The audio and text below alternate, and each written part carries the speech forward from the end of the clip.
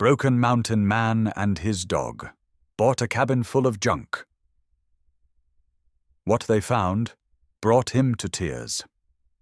The storm came in low over the Bitterroot Range, dragging a wall of grey across the valley like a bruise spreading under cold skin. Evan Hale drove with both hands tight on the wheel, jaw locked, breath shallow. The wipers scraped against frozen glass, barely clearing a path through the sleet. He had driven through a lot of storms in his life, but none felt as personal as this one. Rust sat upright in the passenger seat, a thick-coated German shepherd with a steady stare. He didn't whine. He didn't panic. He simply watched the world blur by, ears twitching with every shift in the wind. Evan glanced at him once. It was the closest thing to comfort he had left. The dirt road curled up the ridge like a scar. The cabin finally appeared through the white curtain of the storm. A slanted roof, a crooked porch, and wood so old it looked ready to give up. $40. That's what the man at the roadside bar had insisted the place was worth. Evan didn't care if it was a scam. He didn't have much left to lose. He stepped out into the cold. The wind punched at his coat, carrying the smell of pine sap and wet earth. Rust hopped down, paws sinking into snow, nose already moving. Evan unlocked the door. The hinges groaned like an injured thing. Inside, the cabin was worse than he imagined. The air smelled of mold and loneliness. Piles of junk were stacked in every corner, broken lanterns, newspapers hardened by time, crates of rusted tools, and a mattress that had surrendered decades ago. Cobwebs hung from the rafters like abandoned flags. Rust didn't step in at first. He stood at the threshold, tail stiff, gaze locked on the darkest corner of the room. Evan noticed the way the dog held his breath, an instinct sharpened by something older than either of them. He switched on his flashlight. "Easy, boy," he murmured. Rust moved forward, one cautious step at a time, claws clicking on warped wooden boards. As Evan pushed deeper into the cabin, the storm outside muffled into a distant heartbeat. He tried to move a crate, but it crumbled in his hands, spilling out old clothing and discolored papers. Rust suddenly barked, not loud but sharp. A warning. Evan spun the beam of light toward him. Rust stood rigid beside a pile of junk pressed tightly against the back wall. His ears were high. His breath came fast. He growled low, the sound vibrating through the floorboards. "What is it?" Evan whispered. He knelt, pushing boxes aside. Something metallic clinked beneath the debris. Rust took a step back, then forward again, as if torn between guarding and urging. Evan pulled away another layer of old clothes, revealing a wooden trunk wedged deep into the corner. Dust rose in a thin cloud. Then came the twist he didn't expect. The floor trembled, not from the storm, not from wind, from under the cabin. Rust barked again, louder this time, circling, between Evan and the trunk, then back toward the floorboards as if trying to tell him which danger mattered more. Evan knelt beside the trunk, fingers cold on the latch. A part of him whispered that he shouldn't open it. Another part whispered that he had already lost too much to care. He lifted the lid. Inside lay a stack of objects wrapped in oiled cloth, the edges eaten away by age. A metal badge glinted under the flashlight. Not police. Federal. Old Federal. Beneath it was a fragment of a map drawn on yellowed parchment, edges torn, lines smudged but still legible. And under that, a small leather-bound journal with initials burned into the cover. CM, before Evan could touch it, Rust snapped his head towards the floor again. A heavy thud echoed from below, too solid to be the cabin settling. Evan froze. Rust growled, deeper this time, the kind of growl that came from a dog ready to stand between danger and the person he had chosen. Evan whispered, "Who the hell is down there?" Another thud answered him. He backed up, heart pounding against his ribs. Rust moved with him, body poised to attack or defend, whichever came first. The cabin felt smaller, the air colder. Snow hit the windows in frantic bursts, like something outside was trying to get in, or something below was trying to get out. Evan's voice cracked as he spoke to Rust. "We're not staying here tonight." But Rust didn't move toward the door.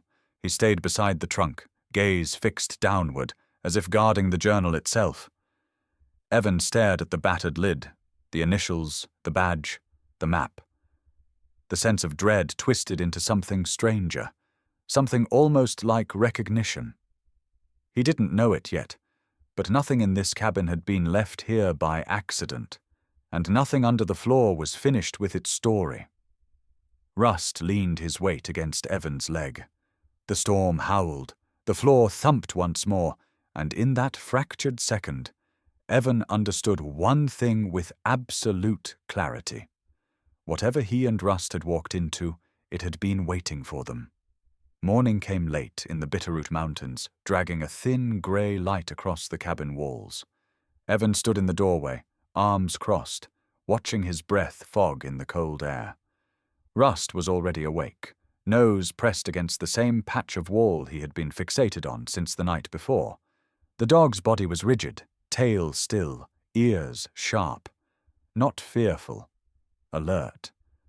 Focused. Evan exhaled slowly. "We're just dealing with an old cabin," he muttered, as if saying it out loud would make it true. He pushed aside another pile of junk, shoving a crate of spoiled magazines across the floor. Dust rose in a dull cloud. His muscles ached, not from the work, but from the memories that refused to stay buried. The journal he'd found sat on the table behind him, untouched since the storm. Every time he looked at it, something in his chest pulled tight. Rust gave a low growl. Barely a whisper of sound, but enough to make Evan stop, moving. "Again?" Evan murmured. He walked to where the dog stood. The wall was soft and swollen with moisture, streaked with a pale line that had been hidden in the dark the night before. Evan pressed his palm against it. Cold. Too cold for an interior wall. Rust nudged his leg, then stared at the same spot with unblinking intensity. Not fear. A warning. Evan forced a shaky laugh. "You're acting like something's living in there." But the truth was harder to shake off now. Something about this cabin felt wrong. Not haunted, not supernatural. Wrong in a way that made the hairs on Evan's arms stand on end. Wrong in a way that reminded him of the night he lost his son, when the air shifted right before everything shattered. He grabbed a pry bar from a crate and wedged it into the crack in the wall. Rust stepped back, but didn't look away. Evan pushed. The wood crumbled faster than he expected, splintering under the pressure. Behind the rotten planks lay another layer of boards, but these were different. Thicker, cleaner, cut by a hand far more careful than the one that built the rest of the cabin. Evan pressed his fingers against the smooth surface. Newer wood inside an old cabin. Someone had sealed something away. Rust growled again, louder this time. "Easy, boy," Evan whispered. "I'm just taking a look." He lifted the pry bar again, ready to force the inner boards loose. But the moment he applied pressure, something shifted behind the wall. A faint scrape. A hollow thud. Not an animal. Heavy, deliberate, like a weight sliding into place. Evan froze. Rust lunged forward, pressing himself between Evan and the wall, snarling now. Not wild, controlled, protective. That reaction hit Evan harder than the sound itself. Rust had been with him through the worst nights of his life. The dog never reacted like this unless danger was real. Evan stepped back, raising both hands. All right, we leave it for now." Rust stayed planted in front of the wall, chest heaving, eyes locked on the hidden boards as if waiting for them to betray a movement. Evan backed away slowly, grabbed the journal from the table, and sat on the edge of the old bed frame. The cabin creaked under the shifting morning wind. He wiped the dust from the cover and opened it. The pages were yellowed, but the handwriting was sharp, tense, almost rushed. Date after date, coordinates, names of people Evan didn't know, notes about transport routes and sealed evidence. Then one line caught his breath. Someone else knows. If they find the cabin first, the truth dies with me. Evan closed the journal too fast, heart pounding. Rust turned his head at the sound, ears twitching, but kept his body angled toward the wall. This place wasn't just abandoned junk. Whoever owned it before had hidden something valuable or dangerous enough to build a false wall around it. Something someone else had been searching for. Evan rubbed his temples. He didn't want to be pulled into someone else's mess. He had come here to disappear, to drown out the guilt that tore holes in him every night. Losing his son had carved something out of him that nothing could fill. The divorce that followed was just the final blow. The cabin was supposed to be a refuge, quiet, empty, safe. But Rust's instincts had never failed him.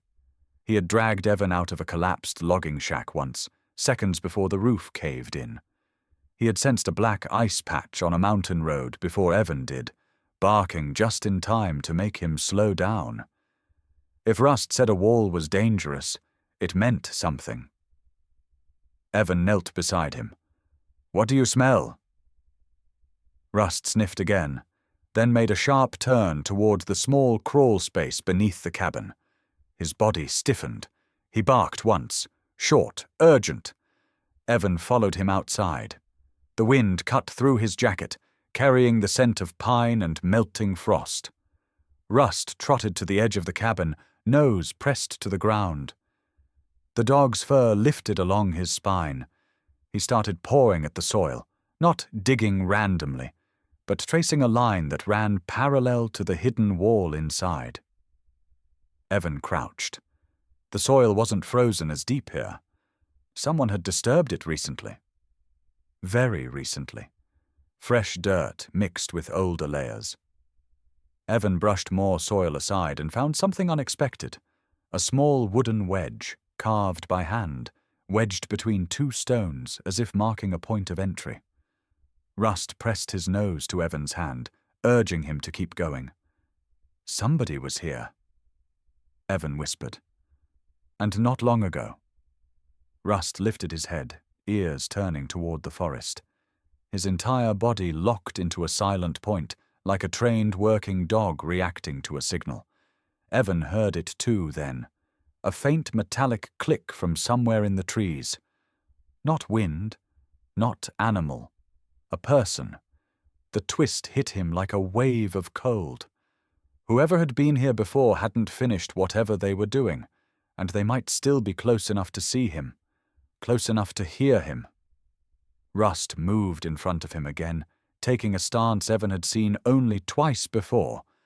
The stance he took when Evan's world first began to fall apart, when everything he thought was safe collapsed around him.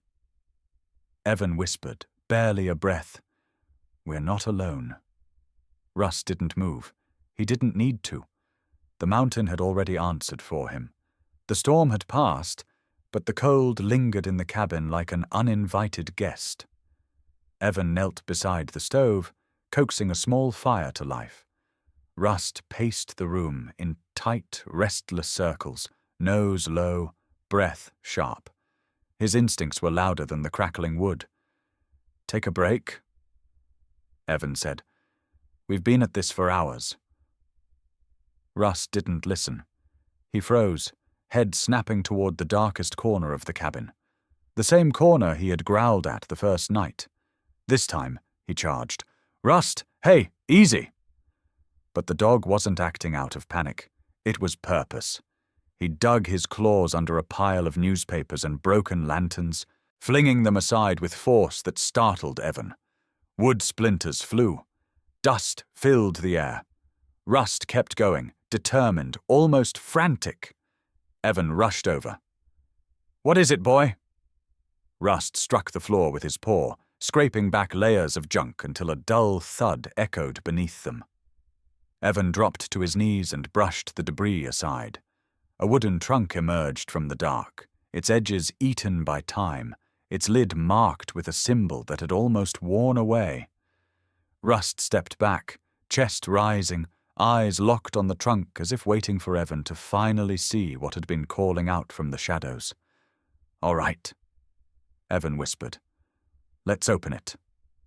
He wedged his fingers under the lid. The metal clasp snapped with barely any pressure.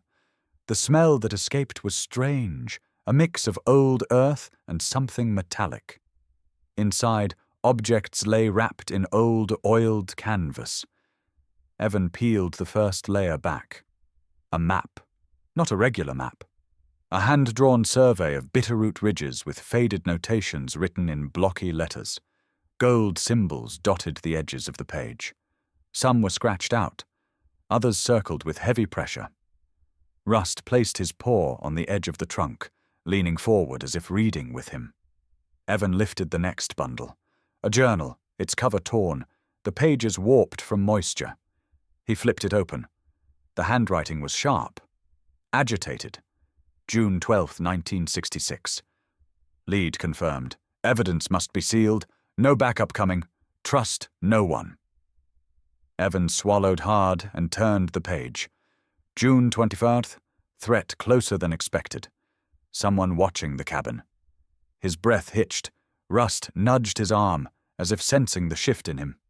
Another object lay at the bottom of the trunk. Evan unwrapped it carefully. Metal gleamed in the dim cabin light. A badge? Not sheriff?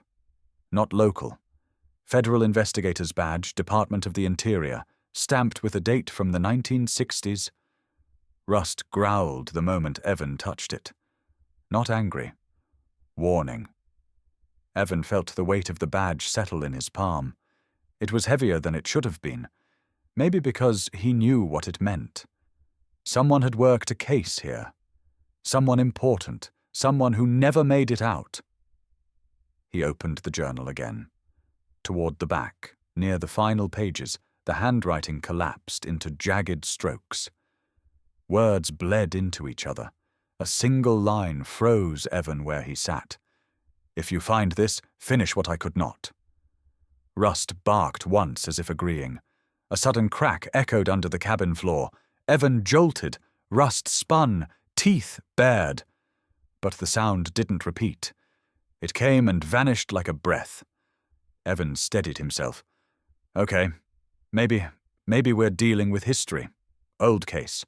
Old secrets." But even he didn't believe that fully. His gut twisted with something sharper than curiosity. Rust padded back to the trunk and began sniffing the bottom. He pressed his nose into a small gap where the wood had separated. Evan leaned in. Something glinted deep in the crack. He reached for it and pulled out a thin strip of metal no bigger than a finger. He wiped off the dirt. It wasn't scrap. It was a bullet casing, and not from any modern firearm. Rust looked up at him with a steady gaze. It wasn't fear in the dog's eyes. It was recognition. Evan whispered, "Someone fired a weapon inside this cabin." He stood and walked to the window. Outside, the forest stood impossibly still. Not even a bird moved through the branches. The air felt heavier than it did moments ago, as if the mountain itself was listening. Suddenly, Rust's ears shot forward. He ran to the door and barked fiercely, the sound echoing into the cold morning. Evan grabbed his coat and approached the window cautiously. Snow lay smooth across the clearing. No tracks, no movement, nothing visible. But Rust didn't bark at nothing. He never had. "All right," Evan said softly. "Show me." He opened the door. The cold slapped him across the face. Rust leaped ahead, nose down, muscles tight. The dog moved in a wide arc, tracing the edge of the cabin. Evan followed. A few feet from the cabin wall, Rust stopped so abruptly Evan nearly tripped over him. There, faint but unmistakable, were footprints, mostly covered by fresh snow, but deep enough to tell one thing. Someone had walked through this clearing after the storm. Not last week, not last month, last night. Evan felt the world narrow into a single thin line of clarity. Everything in the trunk, the badge, the journal, the hidden wall, the sounds under the floor. This cabin was not abandoned. It was inherited, and Rust had known long before he did. He knelt beside the dog, resting a hand on his neck. Rust didn't take his eyes off the tree line. Evan whispered, more to himself than to Rust. We weren't supposed to find any of this. But they had, and someone else knew it. Evan set out at first light, the map tucked inside his jacket and the journal in his pack. Rust trotted ahead, nose low to the ground, tail steady, moving with the confidence of a dog who knew exactly what he was looking for. Frost clung to the pines, and the bitterroot air carried a metallic scent Evan couldn't place. Rust could, though. He pushed deeper into the trees, pausing every few yards to check the wind. The map from the trunk wasn't a neat, folded chart. It was a frantic sketch, drawn by someone who didn't expect to finish it. Lines crossed each other. Locations were circled with aggressive strokes. A ridge was labeled with a single word that didn't match any landmark Evan knew. Mercy. Rust barked once, sharp, pulling Evan back from the weight of his thoughts. The dog stood at the edge of a narrow game trail, paw pressed against a patch of disturbed soil. Evan knelt and brushed away the frost. Beneath it the earth was darker, looser. Something had been buried and recently uncovered. Good boy, Evan said, rubbing Rust's neck. Rust didn't relax. His gaze stayed locked on the trail ahead, ears itching with tension. They walked for another mile, following the hand-drawn map. Each step pulled Evan deeper into the forest and closer to the memories he had tried to outrun. The sound of wind in the branches blended with another sound in his head, the echo of metal against asphalt, the crunch of his truck swerving the night he lost control. He closed his eyes briefly. Rust brushed his leg, grounding him. I'm okay, he whispered. Keep going. The forest grew denser as the trail narrowed. Rust stopped again, sniffing a patch of moss near a fallen tree. Evan leaned down and saw what the dog had found, a shard of metal embedded in the bark. He pried it free. The surface was weathered, but the shape was unmistakable. A bullet fragment. The same size as the casing from the cabin. Rust didn't move. His body was a still point in the shifting wilderness. Evan looked at the fragment, then at Rust. Someone shot at something out here, he murmured. Or someone. The dog's ears flicked, catching a distant sound. A creak, a footstep, then silence. Evan listened hard, but the forest refused to reveal anything more.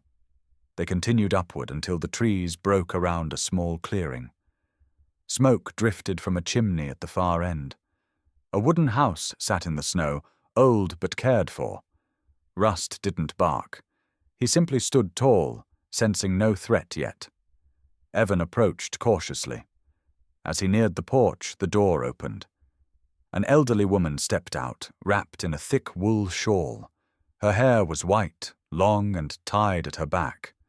Her eyes were sharp, steady, the kind of eyes that missed nothing. You're not from around here, she said, her voice carrying a rasp worn smooth by mountain winters. No, Evan admitted. Name's Evan Hale. I bought the old cabin down the ridge. Her gaze sharpened further.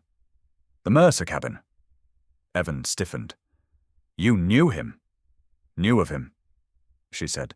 Everyone here did. Some hoped the man would leave well enough alone. Rust moved to her side, sniffing the hem of her coat. Instead of flinching, she scratched behind his ear with a familiarity that startled Evan. Rust leaned in slightly. but his eyes stayed on her, evaluating. "You've got yourself a smart one," she said. "Dogs always know what humans try to ignore." Evan nodded. "He's the only reason I found the trunk." The woman's expression changed subtly, like a curtain shifting just enough to show the shadow behind it. "So it's starting again," she whispered. Evan frowned. "Starting what?" She motioned for him to sit on the porch steps. Rust sat close to him, body touching Evan's leg. She lowered herself slowly beside them. Cole Mercer wasn't just some government man poking his nose where it didn't belong. He found something under this mountain, something some folks would kill to bury, and they already tried once. Evan felt the air shift around him. "Is that what happened to him?" "He vanished," she said. "People said he left, but people lie when the truth cuts too close." Rust's tail brushed the porch, a sign he sensed tension rising. The woman's eyes drifted towards the ridge. "This place has an old wound. Gold fever. Federal shipment that went missing during transport in the 60s. They said outlaws took it. Others said federal hands weren't so clean themselves." "And you?" Evan asked. "I say the truth is still out there, and your cabin is sitting on top of whatever's left of it." Evan looked toward the distant trees. "Someone's watching the place." She nodded as if she already knew. They always watch when the past cracks open. Rust suddenly stood, ears pricked. A sound moved through the trees. Something soft but deliberate. A crunch of snow, too measured to be wildlife. Evan turned sharply. "Do you hear that?" "I hear it," she said calmly. "And if I were you, I'd stop prying until you understand what you're waking up." Evan stood. "I didn't choose this." "No," she said, "but the mountain did." Rust barked once, deep and commanding, pulling both their attention to the edge of the clearing. A shadow passed behind a pine, then vanished. Evan stepped forward, heart pounding, but Rust blocked his path, pushing against his leg with firm insistence. The dog's message was clear. "Don't go. Not now." The woman leaned heavily on her cane. "You want the truth, Mr. Hale, but truth doesn't come free in these mountains, and not everyone wants it to see daylight." She shuffled back toward her door. Before stepping inside, she turned to him one last time. "Whatever you found in that cabin wasn't left behind. It was hidden, and whoever hid it didn't plan on being interrupted." The door closed, leaving Evan and Rust alone with the cold air and the silent ridge staring back at them. Rust stood at his side, waiting for the next step. Evan whispered, "This isn't just a missing agent, is it?" Rust didn't answer. He didn't need to. The mountain answered for him. A single gunshot echoed far off in the distance. The path narrowed into a steep incline of rock and frost as Evan followed Rust deeper into the woods. The air grew colder, sharper, carrying a metallic tang that clung to the back of Evan's throat. Rust stayed ahead, weaving between pine trunks with purpose, nose tracking something neither wind nor terrain could hide from him. "Slow down," Evan whispered, though part of him didn't want Rust to slow at all. The dog had found every clue so far. If Rust was pushing harder now, it meant the truth was close. The journal's last entries replayed in Evan's mind as he climbed. Coordinates, warnings, and that final plea to finish what he could not. The mountain felt heavier today, as if it knew he was trespassing on something long sealed. Rust stopped abruptly at the mouth of a narrow ravine. He glanced back at Evan, then slipped inside. Evan followed, ducking beneath an overhang. The ravine funneled them into a corridor of jagged stone that eventually opened into a dark, yawning pit carved into the mountain. A cave. Rust growled low, ears turning toward the darkness. Evan steadied himself and clicked on his flashlight. The beam cut through the black, illuminating a hollow big enough to swallow a truck. He felt Rust stiffen before he saw why. Something hung loosely on a rock outcropping. Torn fabric. Evan approached slowly and lifted it. Rust whined deep in his chest. It was a piece of a jacket. Government issue. The faded seal of the Department of the Interior still visible on the shoulder. Mercer. The fabric was old, but not deteriorated enough to be from the 1800s. It matched the decade written in the journal. Evan ran his fingers along the tear mark, not ripped by time. Ripped by force. Something violent had happened here. "Good work, boy," he said quietly. Rust stayed pressed to his side, eyes scanning the shadows. Evan swept the beam deeper into the cave. Shapes emerged. Piles of stone arranged deliberately. A ring of ash where a fire had once burned. Metal cans. A rusted lantern. A cot frame bent under its own neglect. Someone had lived here. Not for a day. For weeks. Maybe months. He knelt beside the fire ring and sifted the ashes. Beneath them lay charred scraps of paper. One scrap still held a partial line. Transport buried. They know. Evan's heart pounded. The missing gold shipment. The journal hadn't been a paranoid ramble. Mercer had found something real, something worth hiding from dangerous men. Rust suddenly pulled away from him, nose toward a deeper tunnel in the back of the cave. He barked once, sharp and urgent. "What is it?" Evan whispered. Rust stepped into the tunnel, head low, muscles tense. Evan followed with the flashlight. The tunnel angled downward, walls narrowing until they reached a small chamber, barely large enough for 2 people. The smell hit Evan first. Earth, rust, and something else, something stale. In the corner lay a pile of fabric, bone, and metal. Rust approached slowly and stopped, ears flattening. Evan swallowed hard and knelt beside the remains. The clothing scraps matched the jacket piece. The small pouch beside them still bore a faded ID card sealed in cracked plastic. Cole Mercer, federal investigator. The photo showed a man with determined eyes and a rigid jaw, a man who expected to win whatever fight he was in. He hadn't. Evan exhaled shakily. 40 years ago, Mercer had walked into this cave alive. He had been chasing stolen federal gold, and he had been silenced before finishing the job. Rust stepped closer, nudging Evan's shoulder gently with his muzzle as if grounding him. Evan whispered, "He died alone out here." Rust pressed his forehead against Evan's arm as if acknowledging a fallen ally. The flashlight beam moved along the wall and caught something carved into the stone. Words etched with a sharp tool. Not gold. Evidence. They will come back. A chill crawled down Evan's spine. This wasn't about treasure. This was about corruption. Proof. A cover-up that hadn't ended with Mercer's death.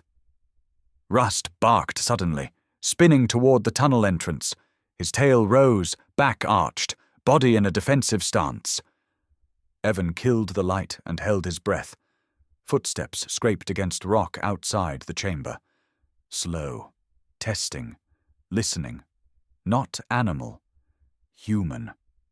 Evan pressed himself against the cave wall, one hand gripping Rust's collar to keep him from lunging too soon. Another step echoed, closer now.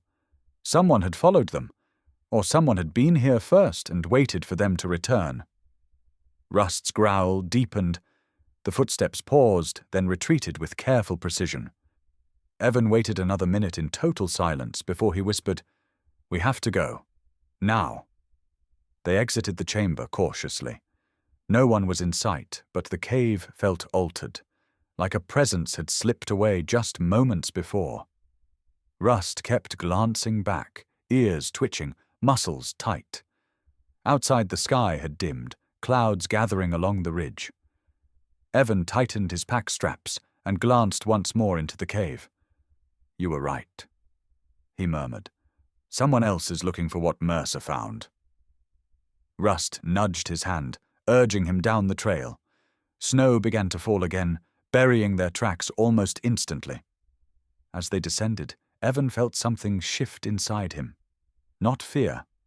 Not yet. Responsibility. Like he had stepped into a current that wouldn't let him go back. Mercer hadn't died for gold. He died protecting proof. And now that Evan had found it, he was holding the end of a thread someone else had tried to cut off decades ago. Rust brushed against him again. He wasn't just following a trail anymore. He was guarding the man who had unknowingly inherited a dead agent's unfinished war. Evan whispered to the trees, to the wind, and maybe to the man whose life had ended in that cave. "I won't run from this." The mountain gave no reply, but something watching from the ridge already had one. The trail home felt different after the cave. The trees seemed tighter, the air heavier, as if the mountain itself was holding its breath. Evan kept glancing over his shoulder, sensing movement where there was none.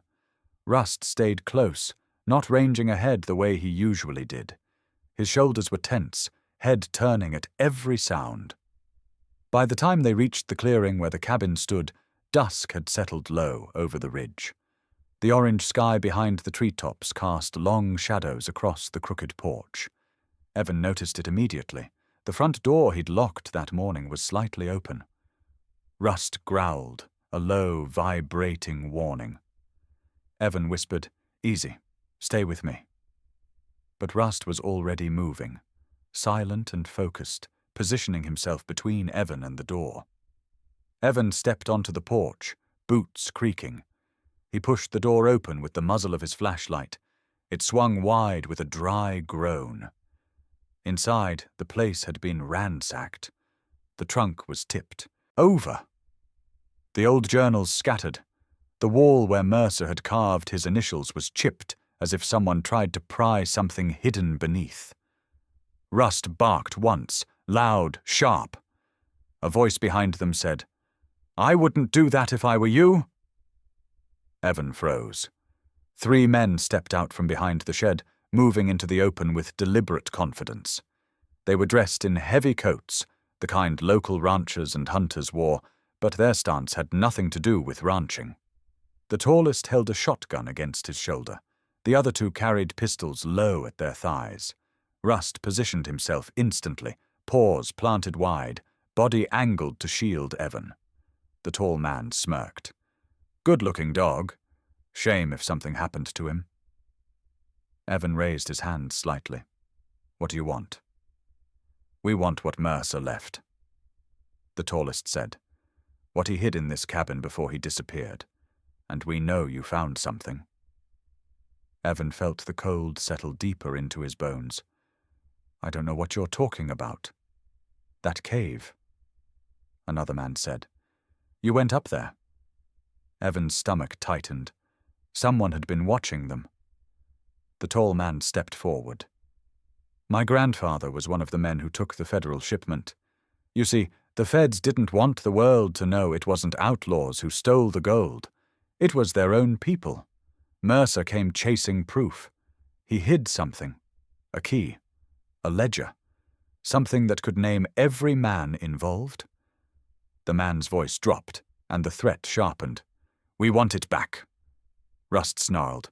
The tall man pointed the shotgun toward him. "Call him off." Evan's pulse hammered. Rust didn't back down. Evan placed a hand lightly on the dog's neck. "Easy, Rust." The third man circled toward the side of the cabin. "Search him." Rust lunged the instant the man stepped too close. Teeth flashed. The man jerked back, startled. His pistol fired, the bullet hitting the frozen ground near Rust's paws. Rust whined, just once, as the dirt and rock scraped his foreleg. That single sound ignited something in Evan. A heat he hadn't felt since the night his life split in 2. He stepped forward faster than the men expected, shoving Rust behind him. "You shoot at my dog again," Evan said, "and you'll see exactly what I'm capable of." The men hesitated. Not from fear of Evan alone, but from the way Rust stood ready to launch himself again, wounded or not. The tall man recovered first. You think this is about you. You're just standing where Mercer stood. He died because he got in the way of something bigger. Evan's jaw tightened. I saw what was left of him. The man's expression shifted. Then you understand the stakes. Evan shook his head. I understand he died chasing the truth, and you're here trying to bury it again. One of the men stepped forward suddenly and kicked Rust hard in the ribs. Rust yelped and stumbled. Evan charged him without thinking, grabbing the man by the coat and slamming him into the porch rail. They wrestled, fists swinging.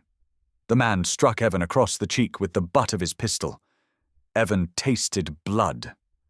Rust, limping but determined, lunged and clamped onto the attacker's sleeve, dragging him off balance. The tall man raised his shotgun, but Evan shoved the second man into him, knocking the shot off course.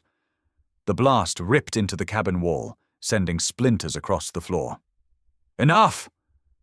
The tall man shouted. We're not leaving without what you found. You have 1 day. Bring it to the old mine shaft on Mercy Ridge, or we take it from you another way. He stepped back, pulling the wounded attacker with him. And keep your dog close. Would be a shame if he wandered off and didn't come back. They melted into the trees with unnerving speed, leaving behind only silence and the faint smell of gunpowder. Evan dropped to his knees beside Rust. Let me see, buddy. Rust lifted his paw reluctantly. A scrape. Blood, but not deep. A bruise forming on his ribs. Rust nuzzled Evan's chin as if assuring him he was fine. But Evan wasn't fine. The mountain's secret had just stepped out of the shadows and onto his porch, and Rust had been hurt because of it. Evan held Rust's collar gently, forehead pressed to the dog's. We're not running, he whispered. Mercer didn't run, and I won't let them touch you again. Rust leaned into him, steady and silent, a warrior refusing to step back, even wounded. Snow began to fall, covering the footprints of the men who had threatened them. And Evan understood, with a clarity that felt carved into his bones, that the next move belonged to him. He had inherited Mercer's mission, but now it was personal. Night had already swallowed the Bitterroot Range by the time Evan and Rust reached the old trail leading back to the cave. The cold bit harder than any night before. Trees creaked, wind slid between the trunks like something alive. Rust moved with a limp, but his focus was razor-sharp. Every few steps he checked behind them, ears shifting like radar dishes. Evan kept a hand near Rust's back. He whispered, If they want to fight, they'll get one, but we're finishing what Mercer started. Rust huffed a quiet reply, nose lifted to the wind. Then he stiffened. Evan saw it too. Tracks, boot treads, fresh. The men had come here first. Rust pushed ahead, tail down, shoulders low. The dog followed the trail with absolute certainty, weaving between rock formations and ducking under fallen logs until the cave mouth appeared in the darkness like an open throat. Inside, a faint glow flickered, flashlights moving. Evan killed his own light and crept forward. Rust stayed glued to his side. The cave swallowed all sound except the drip of water and the occasional scrape of boots against stone ahead. Evan whispered, You ready? Rust stared into the dark, unblinking. They continued. The deeper they moved, the more Rust began to take over the lead. Not running, but guiding. He seemed to sense the safest path, avoiding loose rocks and unstable ridges that Evan would have stepped on blindly. The cave twisted, split, narrowed into a thin fissure. Rust paused, glanced back at Evan, then squeezed into the tight space. Evan followed, shoulders scraping stone. Behind them, voices echoed. Closer now. Evan and Rust slipped out of the fissure into a chamber wider than Evan remembered.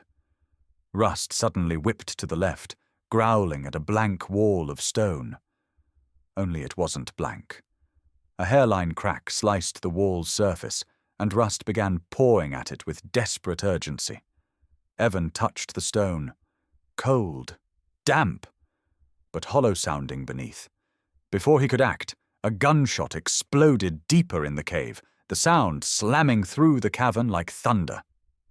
"They're here," Evan breathed.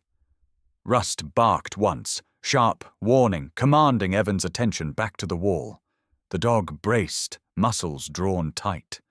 Evan pressed harder, shifting weight. The wall groaned, and then part of it collapsed inward in a cascade of fractured rock, revealing a hidden chamber behind it. Rust slipped through instantly. Evan followed, and the temperature dropped several degrees.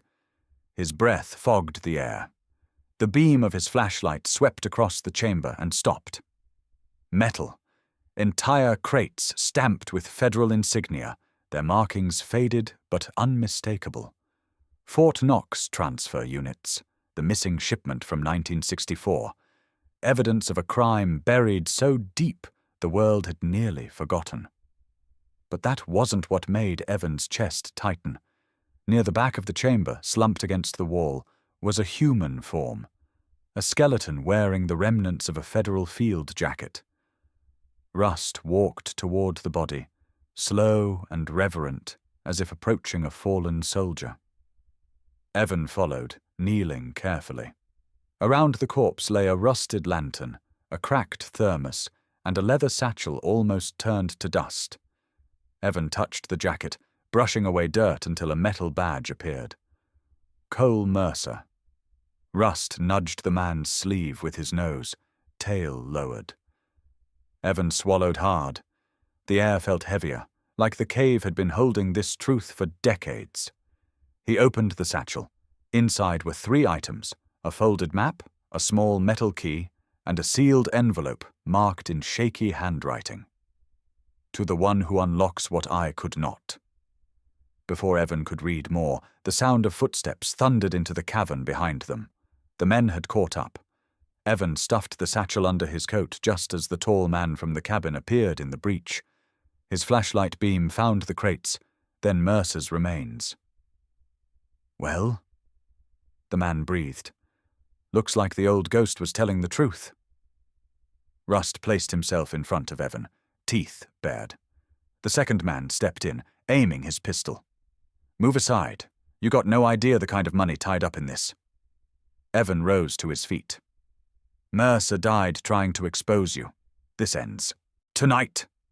The third man shoved forward, eyes wild. "No, it ends when you hand over the key, and if you don't—" He raised his gun toward Rust. Rust leapt before Evan could stop him. The dog hit the man full force, knocking the pistol wide. The shot ricocheted off a crate. Stone rumbled overhead.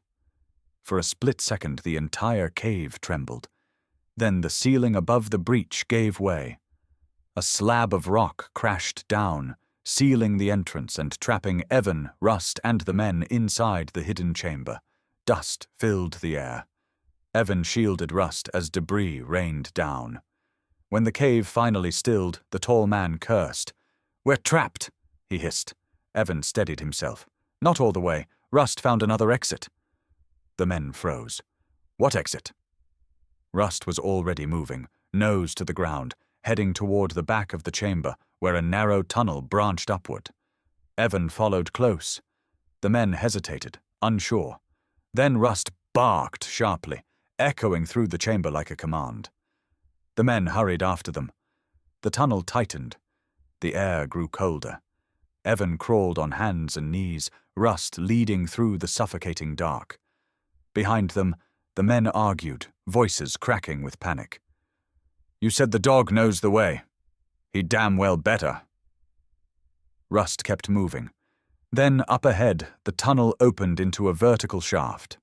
A faint stream of moonlight trickled down from above. Rust looked back at Evan, tail flicking once. They could climb. Behind them, the tall man shouted, "You go first. If you take the key with you, we'll find you." Evan ignored him and cupped his hands under Rust's chest, lifting him toward the rocky ledges. Rust climbed with surprising ease, using natural footholds. Evan followed. Halfway up, he glanced down. The men were climbing too. The chase hadn't ended. But Rust was already near the top, paws reaching the lip of the shaft. Fresh air blew down like a promise. Evan pushed upward. When he hauled himself out onto the snow-covered slope, Rust was waiting. Breath steaming in the cold, body angled protectively towards the shaft. The men's hands appeared at the rim. Rust barked, the sharpest sound Evan had ever heard from him. Snow shifted. The edge of the shaft crumbled. The men scrambled back, barely avoiding the collapse. And Rust didn't move a muscle. He held the line like a seasoned sentinel. Evan knelt beside him, chest heaving. He looked at the satchel under his coat. Mercer's final plea. The crates. The truth buried in the mountain. He whispered, "We found it, buddy, and now we finish it." Rust leaned against him, steady and sure. The mountain had revealed its darkest secret, and now everyone above ground would hear it. Morning came pale and brittle, the kind of cold that felt older than the mountains themselves. Evan walked down the dirt road towards the sheriff's office. Rust beside him, moving with a proud but cautious gait. Snow clung to the dog's fur, patching him in white like a battle-worn soldier returning from the front. Evan held Mercer's satchel tight against his ribs. He had barely slept. Every time he closed his eyes, he saw the crates, Mercer's remains, the collapsing stone, the men's hands clawing at the shaft's edge. Now the truth he carried felt heavier than those boxes of stolen gold. The sheriff's office sat on the corner of the quiet main street, a small building wrapped in morning fog.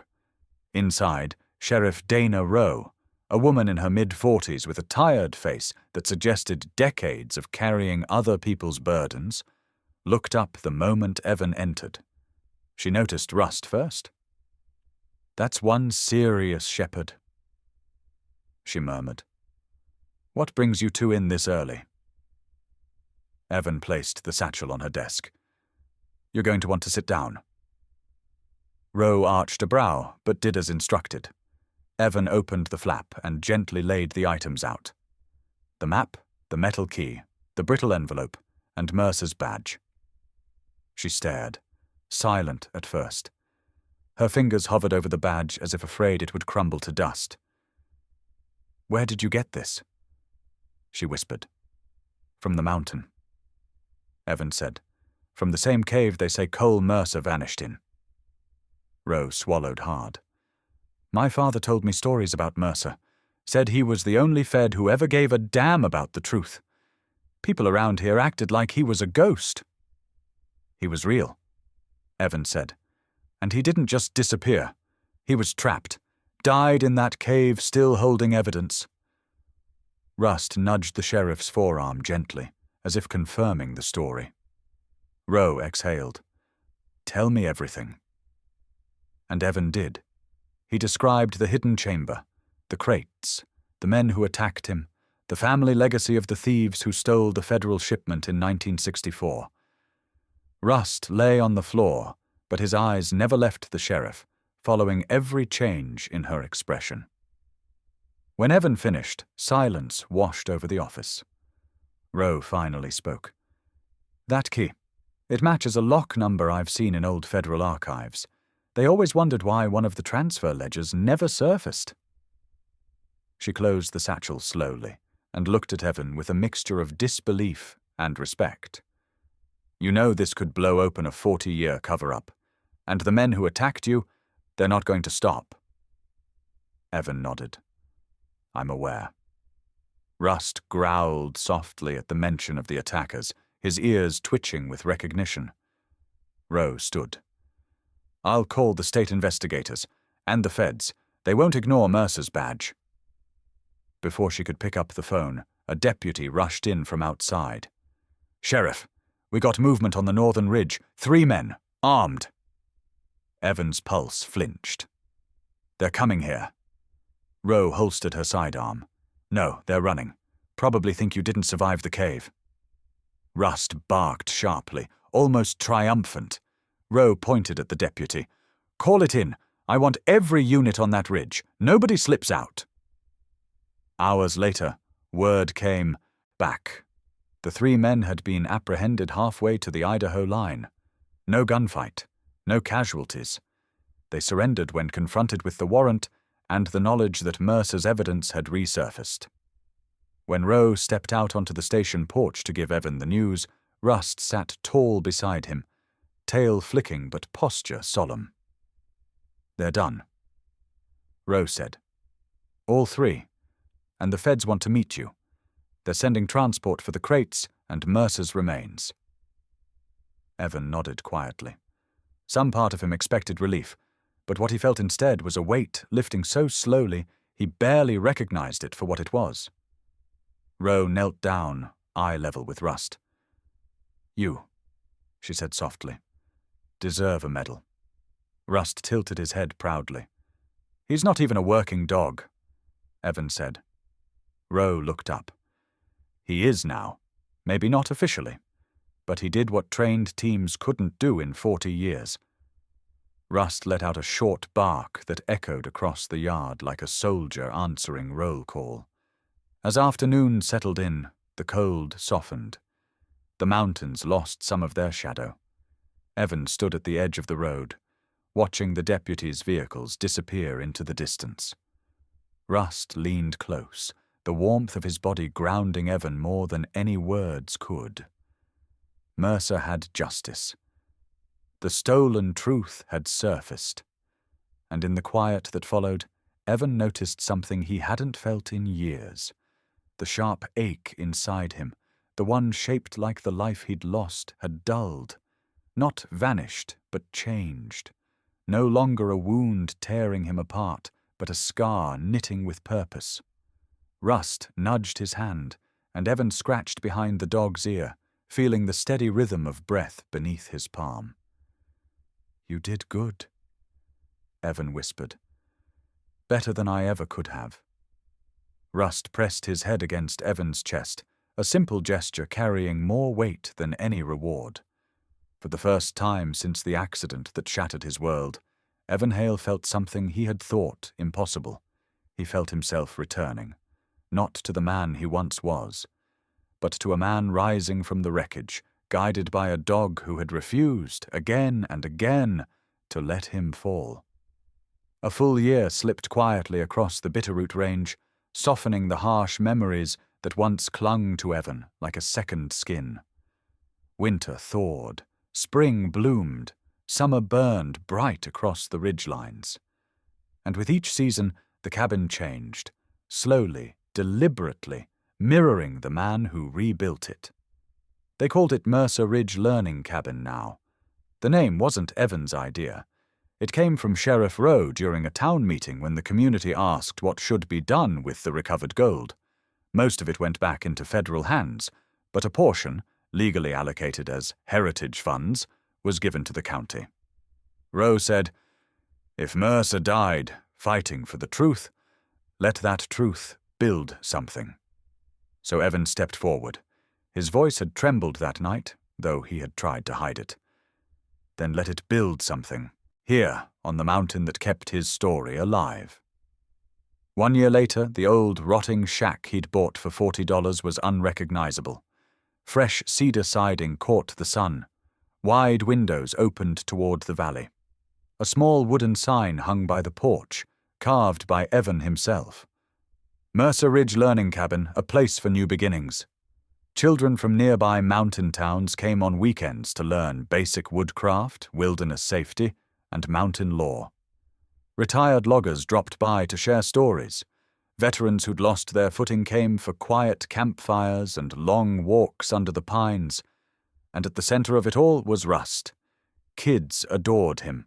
Adults respected him. And the mountain, if such a thing had a spirit, felt calmer with him wandering its slopes. He guided the children up the gentler trails, always checking back to ensure no one lagged behind.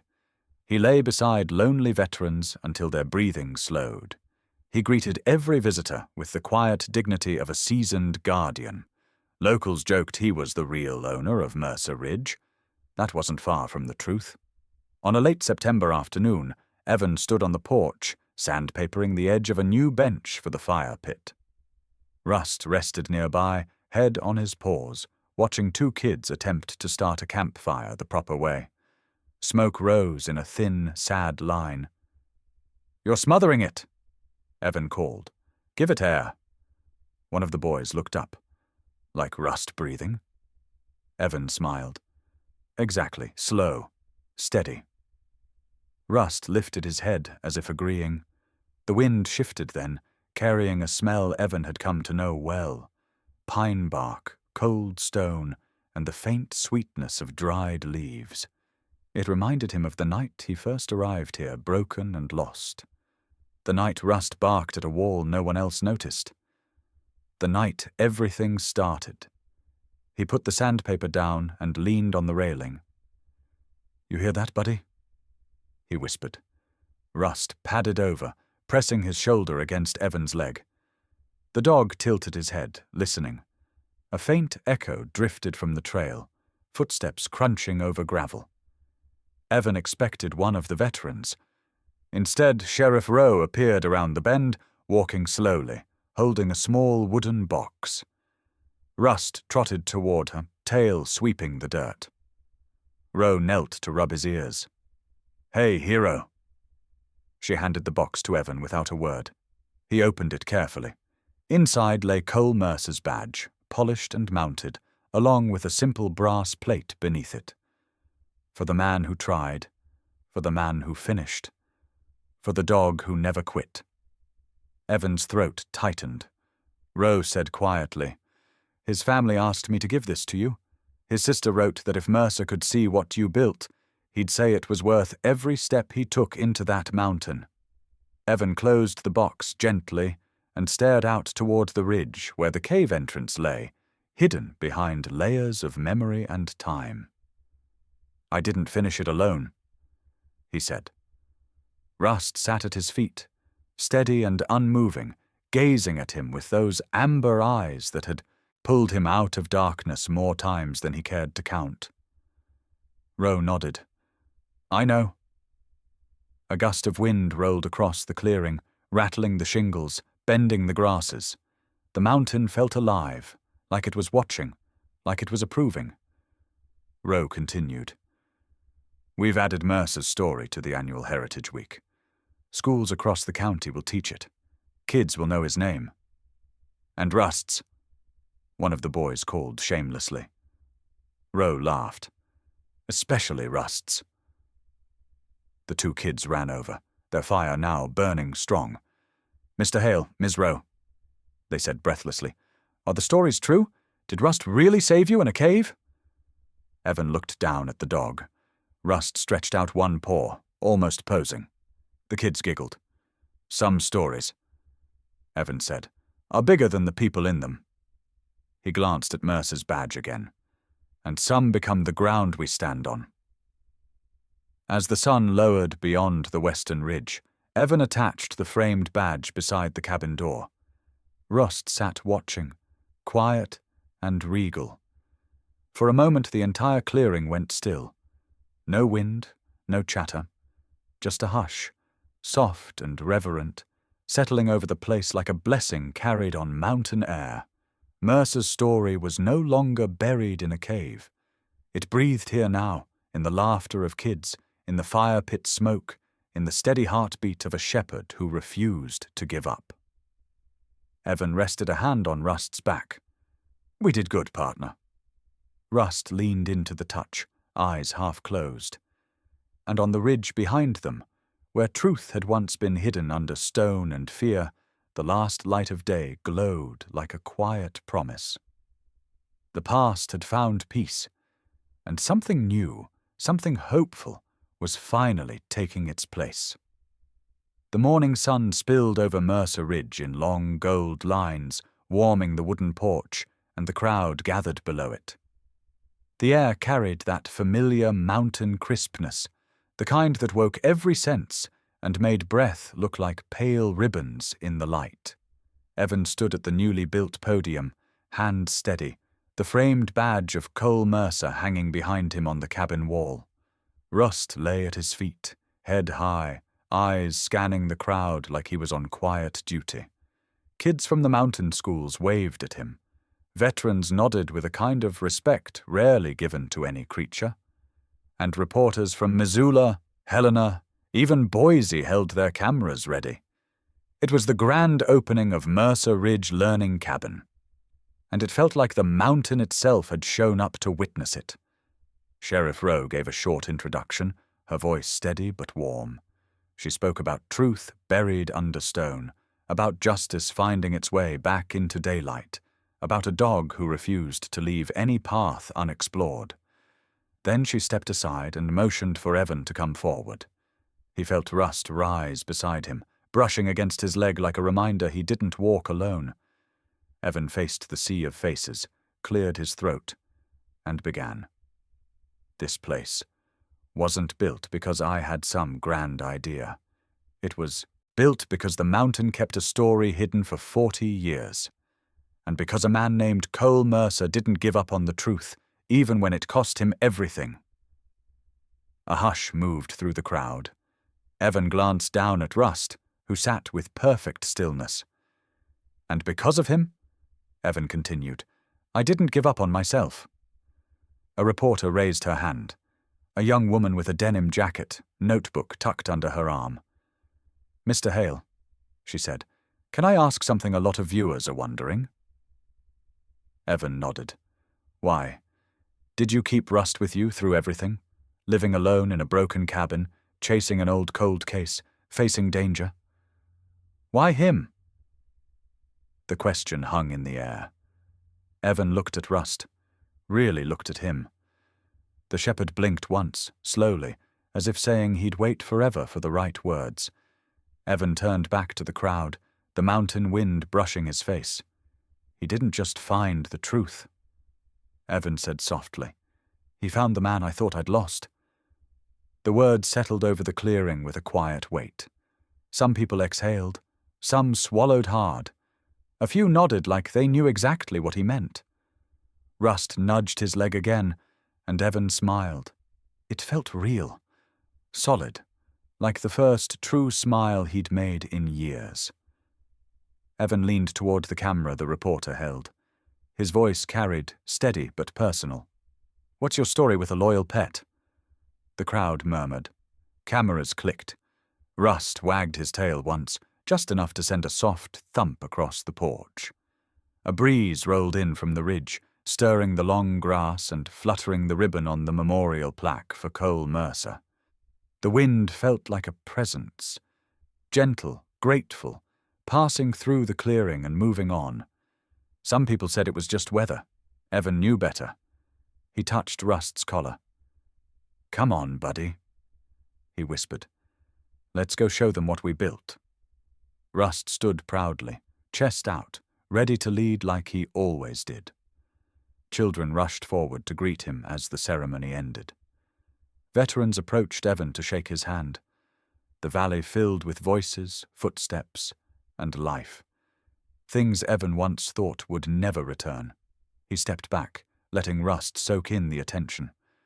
Watching him, Evan realized something simple but enormous. Mercer had left a truth behind. Evan brought that truth into light. But Rust brought Evan home. As the sun rose higher, the camera crews packed up, but not before catching one last shot.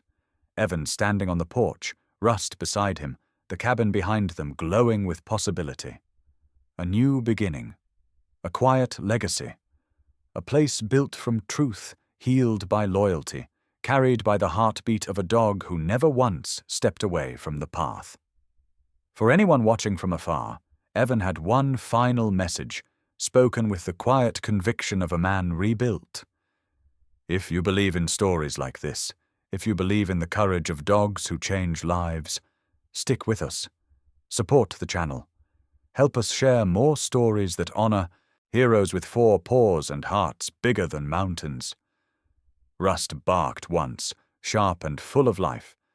And just like that, the ridge fell silent again.